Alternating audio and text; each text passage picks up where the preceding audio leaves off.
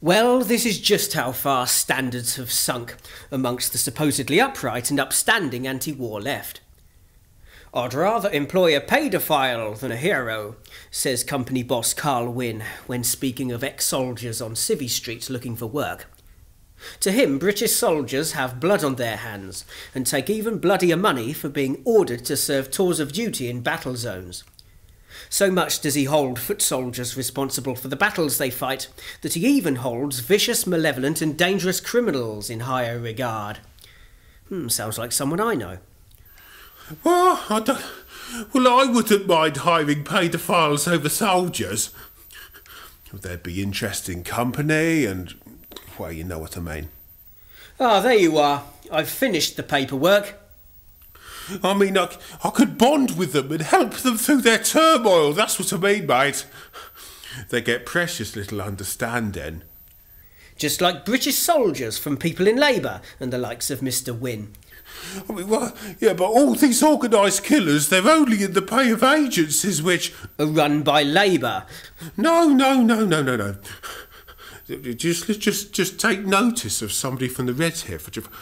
They went out to spread terror and upset in the Middle East, mate, and so therefore they must pay by being unemployed and on the streets for their inhumanity.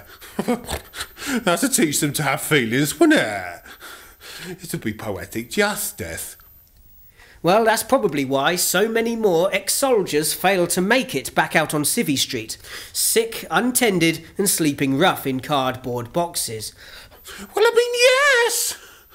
Well, I mean, no. Well, I mean... Look, just stop trying to twist the arguments, mate. You should have more respect for your bosses on the left wing. You could at least cut me a little bit of slack and let me win the argument for a change. No one goes through these difficult times intellectually. I mean, well, just like the latest track on my album so rightly says. Oh, God. All we are saying is give Labour a chance. Oh, hang on a minute, where's my Stradivarius?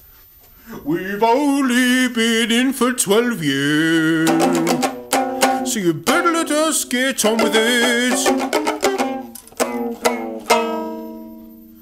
Oh, the truth told at last. Corrupt pervert. Oh. And if bosses want to go round employing the kind of people who those misunderstood Luton protesters called the butchers of Basra, well, they're only dirty in their hands with the self-same blood which the soldiers have stained themselves, mate. Well, I mean, it's all the bloody soldiers' fault for the atrocity of warfare, isn't it, and the mess we're in. It's got nothing to do with people at the top who ordered the campaigns. Oh, no. No, don't, that's not funny to say that. Don't you dare say that under us.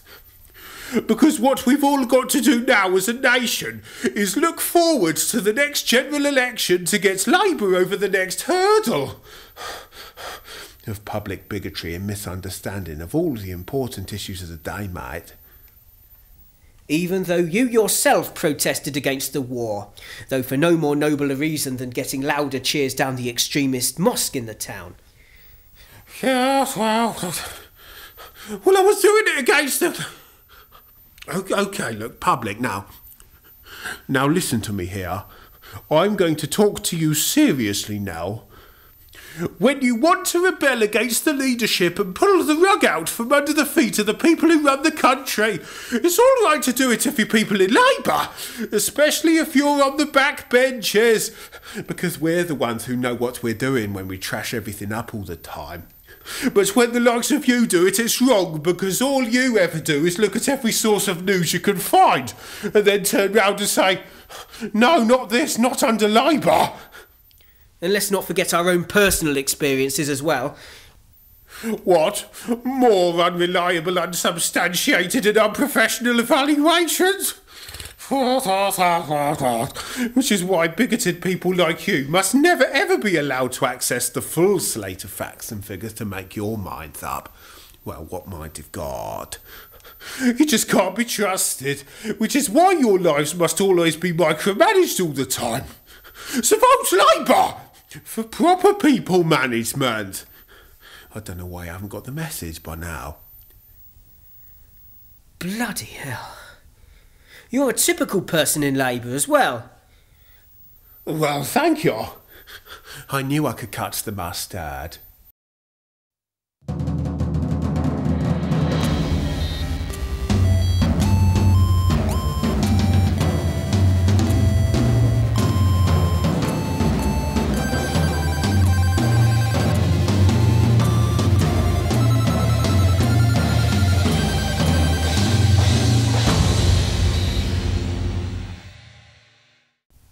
What I can't understand is how you're still the MP at all.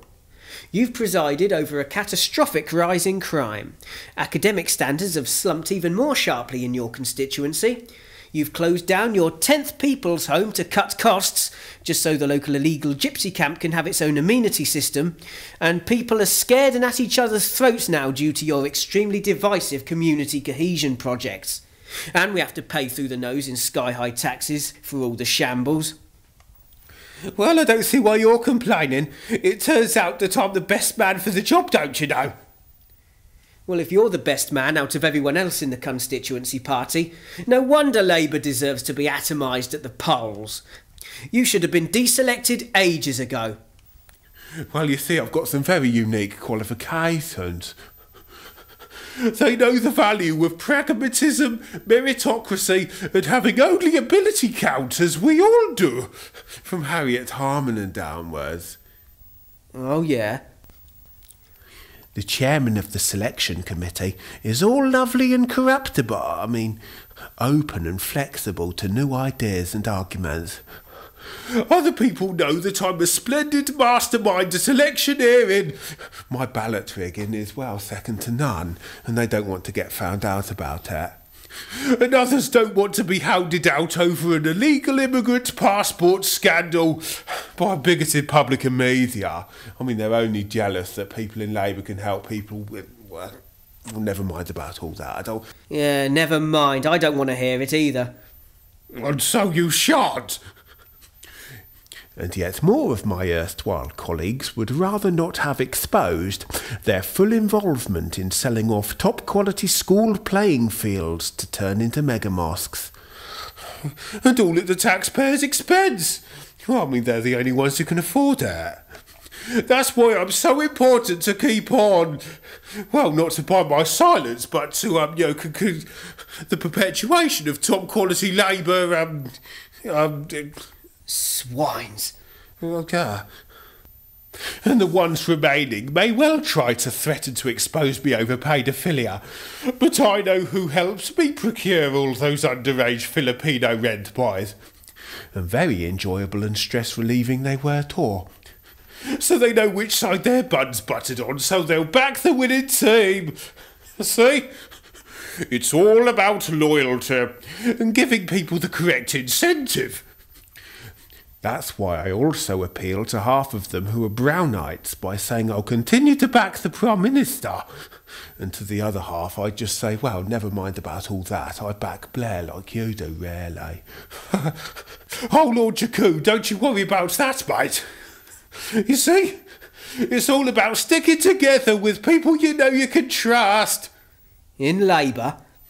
Yeah, because when it gets down to the nitty-gritty, only a few of us can be properly trusted. Well, people like me, actually, who have to stay lofty.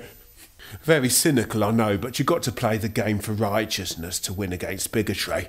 Vote Labour! Well, I don't know about that. With all those stay-at-home Labour voters, and all those other ones wanting to vote Tory now, not even the block votes of buttered-up ethnic minorities or rabid lefties can swing anything for you now. And even they hate New Labour for not going far enough for their liking. The public? Things really have gone downhill under Labour. You just can't trust the public. What have I always told you?